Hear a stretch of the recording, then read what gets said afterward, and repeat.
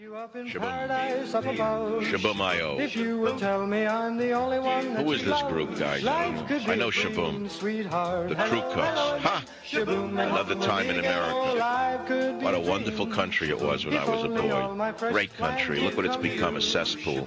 If you would let me spend A cesspool. my whole life loving you. The police have to hide from the criminal vermin that they've let in through the back door. The criminal vermin have AK-47s, the cops have Glocks and 9mm guns. That's the world we're living in. And if you think it's bad, you're right. Only it's nothing compared to what we are going to become. We become I would say, a second-class nation. We're about to become a third-world nation. A few more years. You wait and see.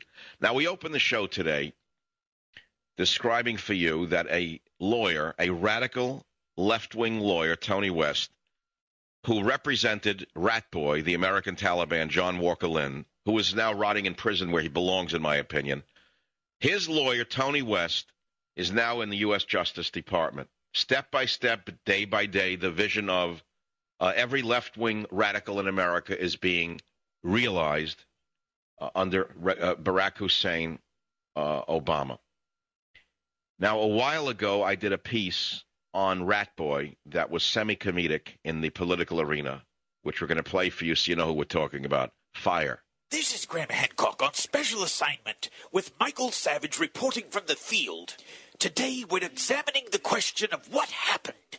What created Johnny Jihad? What were the forces that molded this unfortunate man's life? Here we attempt to demonstrate what happened. The reasons. We now take you to the imaginary home of the boy Taliban. In A Day in the Life of the Boy Taliban, Johnny Jihad, Fairfax, California, a town without pity. And we imagine a scene such as this may have occurred. Little boy Taliban has just soiled his diaper. He has then picked up the diaper and said, "Doo-doo," and smeared it on the wall. Oh, Johnny, what did you do? Johnny, that is... Oh, honey. How dare you interfere with our son's creative abilities, you chauvinist pig. Oh, God. Don't you realize that's as good as any Renoir? Our son is destined to be a great artist.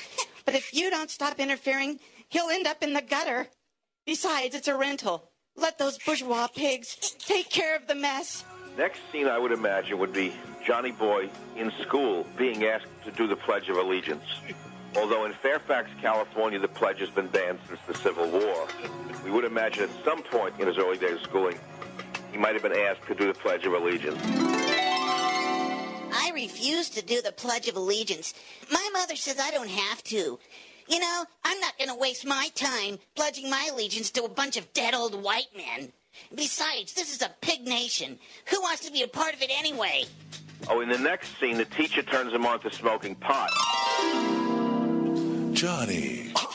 Teach, what's happening, dude? Are you still smoking those Lucky Strikes? Yeah, it's all I can afford, man. Come on over here. Let me expand your horizons. Whoa. Little Kuna Gold for you. Kuna Gold, huh? I'll take some of that. The next scene is, of course, a hardened convict from San Quentin who's out on work release, and his work is teaching children multiculturalism. When you're incarcerated, you begin to understand that there is a general oppression that exists in our country. Right on, brother. And what we need is liberation from that oppression. And when you find a higher state of consciousness connected to the greater source of understanding, that is a point in time at which your mind is liberated and the shackles of intellectual control are thrown off. And you're able to function on a higher level, being free from the laws and the conscience. Next scene is he's in Tamiskal High School, the school for special troublemakers. He's trying to grow corn. He puts the corn in the ground and steps on it with his foot. Dude, I don't know why I should have to water this corn. I mean, it's natural, you know. I put it in the ground, I cover it with the soil, let nature do the rest. It's really taking me down that I have to do so much work in order to create my food, man. I don't know. My mom never raised me to do this kind of thing. Help me. I'm completely lost. How about Johnny's first date? Johnny, what's the matter with you? Why won't you kiss me? Don't you like me? Oh, you have germs. You're a girl, and... What, you don't like girls? What's your problem? I hate my mother. So, can't you have more sensitivity for me? I'm going through something really difficult. How about we take you to Johnny Jihad's cousin in Berkeley, California? There's no actual released evidence that links Osama bin Laden to this. Seems to be genetic. Our parents taught us not to hit when we were young, not to hit back, and that's exactly what we're doing. After being indoctrinated by the liberal left, Johnny had one final discussion with his father that sent him running off to the side of the Taliban. Regarding the USS Cole, Johnny, I just think it was downright wrong. Ah, you've got to be kidding, Dodd.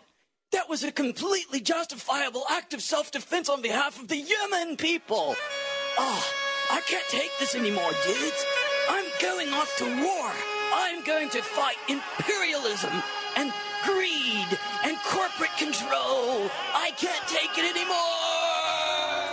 It is uncertain what motivated Johnny Jihad to go off to war, to take the side of the enemy.